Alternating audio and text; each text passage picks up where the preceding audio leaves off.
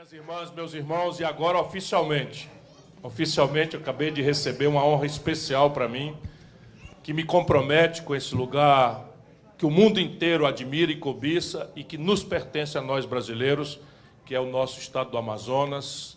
Eu fui feito cidadão honorário, hoje estou com essa responsabilidade e esse amor.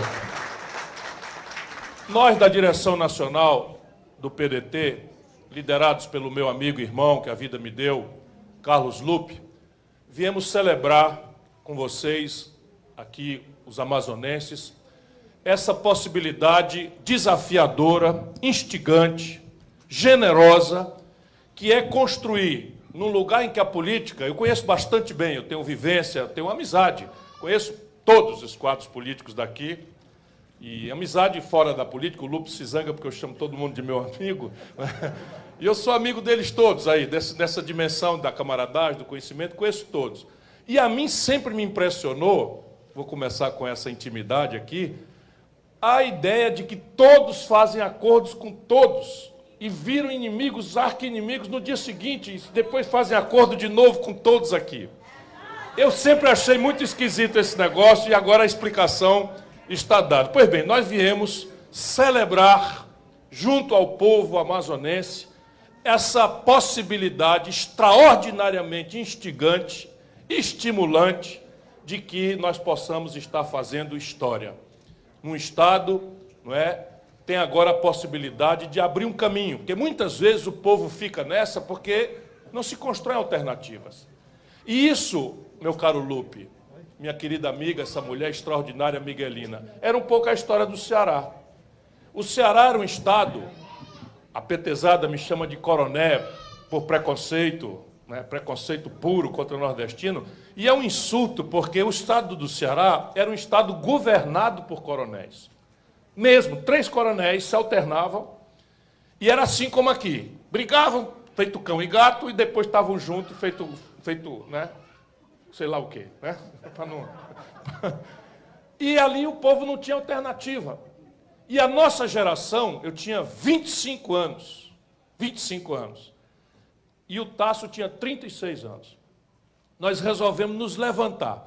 Quando nós nos levantamos para enfrentar os poderosos 3 coronéis, deu-se uma grande risada no estado do Ceará inteiro. Eita, que essa meninada aí agora vai levar uma pisa, vai levar uma surra para aprender o caminho, né, da política. Olha, não demorou 40 dias, o Tasso era um fenômeno. E nós enterramos os 3 coronéis para nunca mais se levantarem no estado do Ceará. É essa a lição. Por quê? Porque o que faltava no Ceará era alguém que saísse da sua comodidade, que saísse dos seus prazeres, das suas folgas, e que desafiasse aquele estado de poder, confiando numa única coisa, o nosso povo.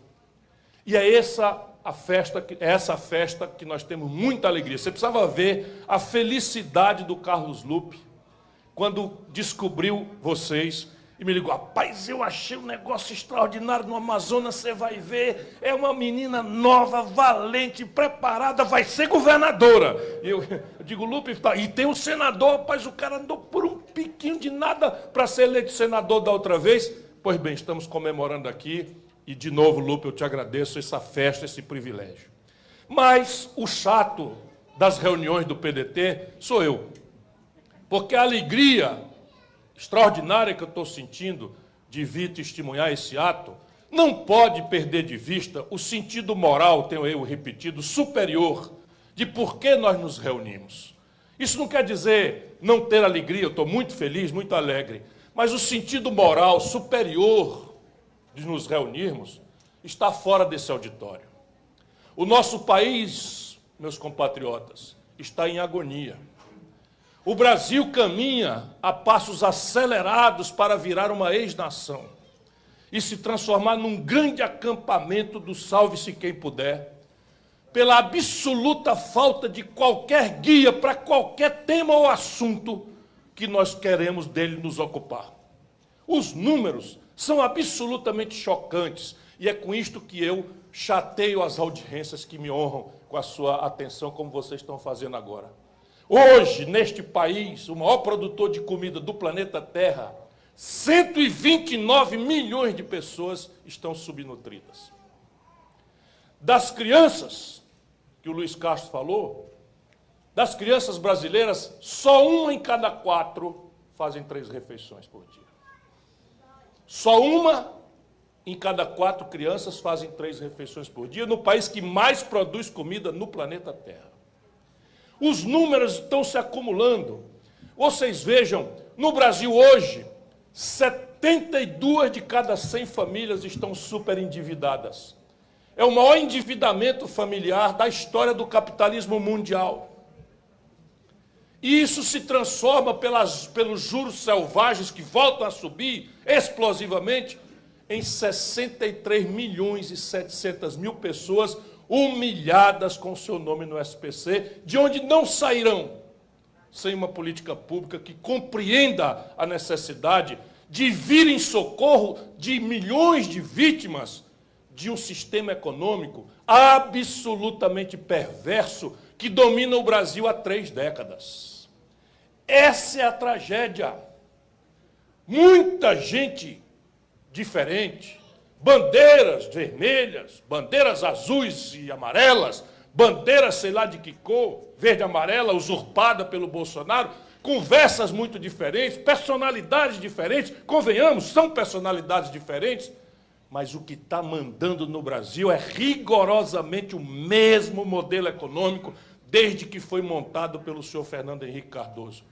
É o mesmo modelo, acreditem, meus compatriotas, eu sei o que eu estou falando, eu fui ministro da Fazenda, eu administrei a economia do Brasil, tenho a minha assinatura no real, a moeda que circula no país, eu ajudei a criar, sob a liderança do grande patriota Itamar Franco, que foi o único que teve coragem de enfrentar, porque a inflação que no mundo é uma doença da moeda, contra ela logo se levantam todos, no Brasil, lá como hoje, é um mecanismo perverso de ganhar dinheiro para meia dúzia de barões da especulação financeira. E isso não foi o Bolsonaro que criou, meus compatriotas. O Bolsonaro replica, reproduz, agrava, piora tudo o que nós pudermos imaginar.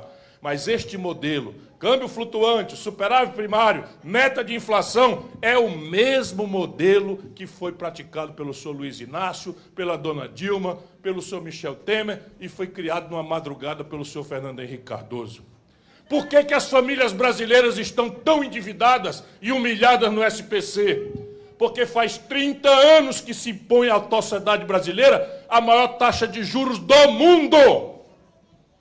E a petezada, que gosta de falar muita coisa bonita da boca para fora, concentrou nas mãos de apenas 5 bancos 85% de todas as transações financeiras.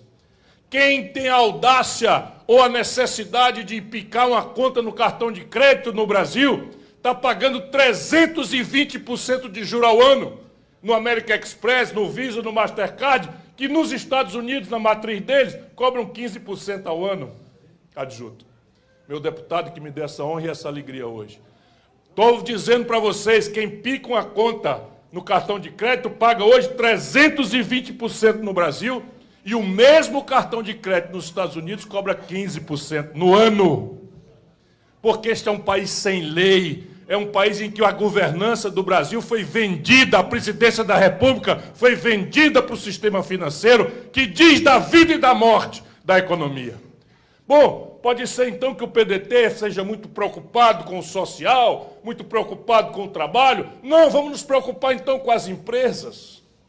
Este país tinha 1/3 da sua riqueza. Atenção, Manaus, vocês estão sendo destruídos.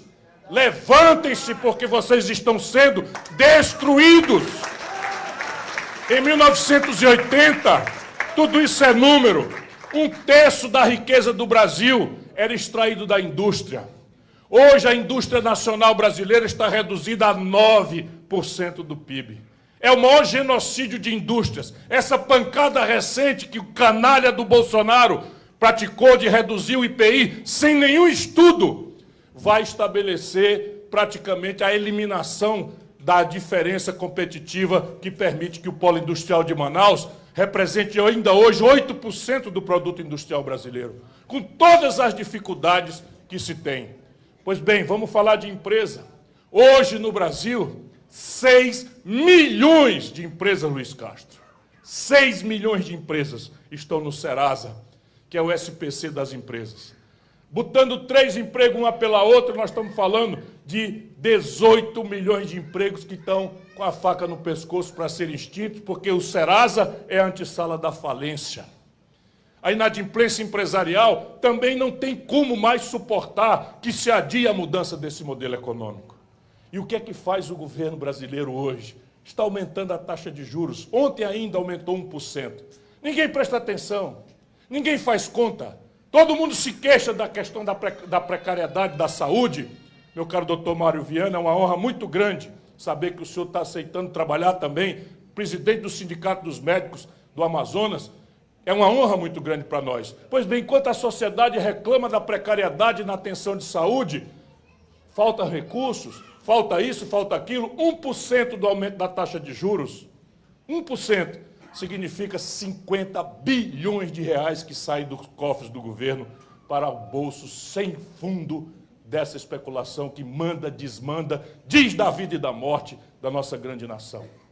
Olha, eu ia cansar vocês com números, mas o mais grave de todos, que está aí na iminência de nos transformar nesse grande acampamento do salve-se quem puder e que está transformando o Brasil, vem do mundo do trabalho.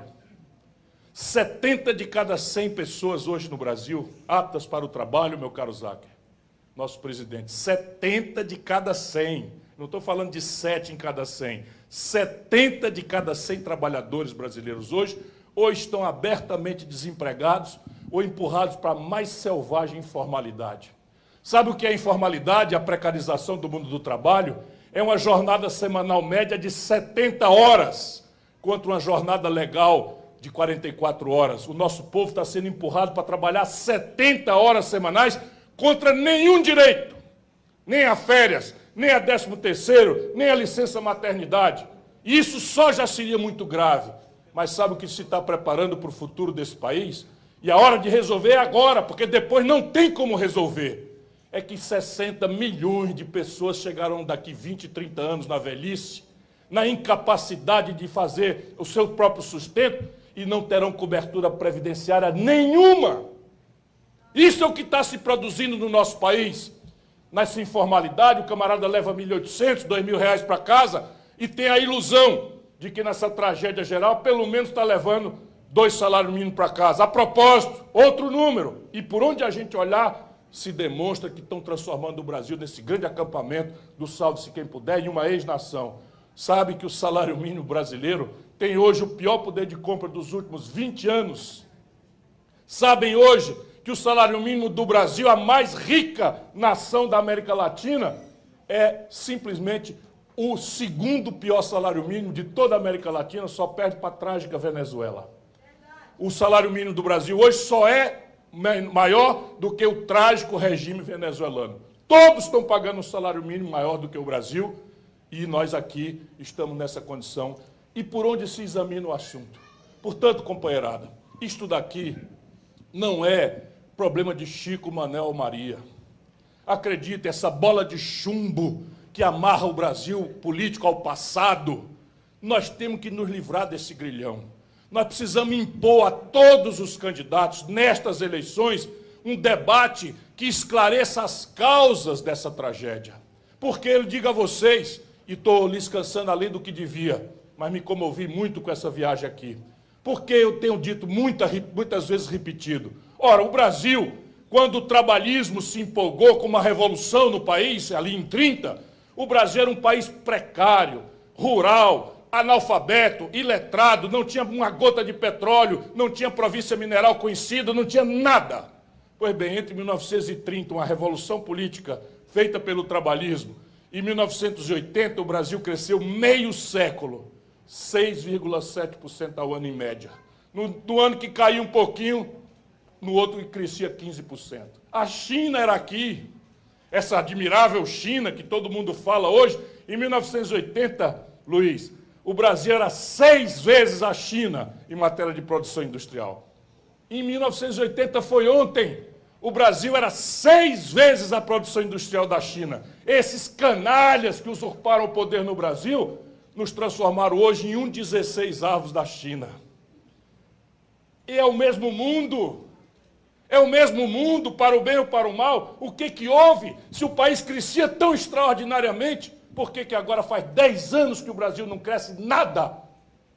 É o sistema econômico, é o modelo de governança política, é o conchavo, é a ladroeira, é o comprometimento dos espaços vitais da administração pública com a dilapidação. O orçamento, eu vou terminar, outro número, o orçamento, minha cara Carol, do Brasil esse ano são 4 trilhões e 800 bilhões de reais. Dinheiro que gente besta como nós não sabe contar, como diz o caboclo do interior do Ceará. 4 trilhões com T de tapioca e 800 bilhões. Sabe quanto é que vai sobrar desses 4 trilhões e 800 bilhões de reais para o investimento naquilo que o nosso povo pede, suplica, reclama e tem direito? 22 bilhões de reais.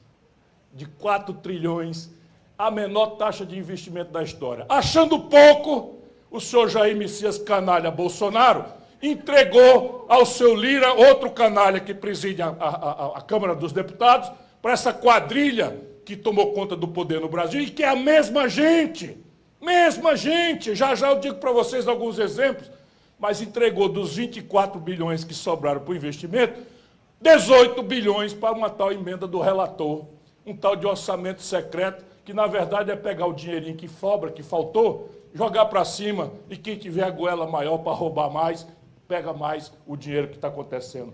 Salvo exceções que deve haver e eu não conheço. E estou dizendo a vocês, isso diante de uma imprensa que sabe de tudo isso, mas só gosta da futrica, quer confinar o debate, quer antecipar pesquisa de opinião. Sabe quanto custa uma no Brasil? R$1 milhão. Só quem está pagando pesquisa são os bancos, o sistema financeiro. Por que razão?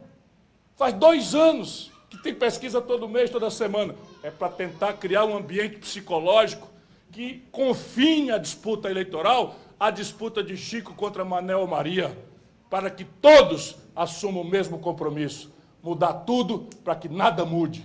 E o senhor Valdemar Costa Neto, que preside o partido do Bolsonaro, era o homem a quem o Lula deu DENIT para roubar e foi condenado no Mensalão. E o senhor Roberto Jefferson, que está preso por defender o Bolsonaro insultando as instituições, é o homem para quem o Lula deu os Correios para roubar e detonou o escândalo do Mensalão. Sabe a política de preço da Petrobras? Que está todo mundo chocado. Foi uma decisão política do senhor Michel Temer. Não tem lei nenhuma. Bolsonaro está mentindo. Foi uma decisão política do senhor Michel Temer que o Lula, nos seus conchavos irresponsáveis, botou na vice-presidência da República da dona Dilma. Todo mundo esqueceu isso. Eles denunciaram que houve um golpe. Se houve um golpe, quem fez esse golpe foi o Senado. E o Senado era dirigido pelo senhor Renan Calheiros, que tinha um pedaço da Petrobras para roubar, com Sérgio Machado, com Paulo Roberto Costa. E onde é que está essa gente hoje? Exatamente onde sempre esteve, junto com o Lula. Se a gente não quiser mudar, não mudemos. Mas eu vim aqui para dizer, levanta Brasil, está na hora de mudar.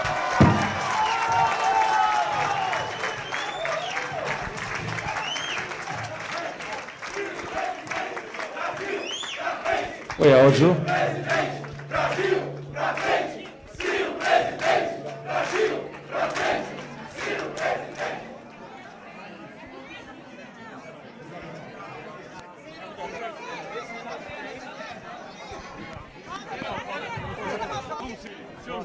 Nós estamos ao vivo para vários portais de notícia do Amazonas. E a sensação de poder estar trazendo uma proposta de alegria e uma proposta com certeza de comprometimento para o nosso Amazonas. O Brasil precisa entender e respeitar a Amazônia e para isso é necessário respeitar aqueles centros dinâmicos que a Amazônia já produziu com muito sacrifício. O Polo Industrial de Manaus é um deles. E é necessário que a gente proteja essa conquista para que a gente possa avançar na direção do que o povo pede.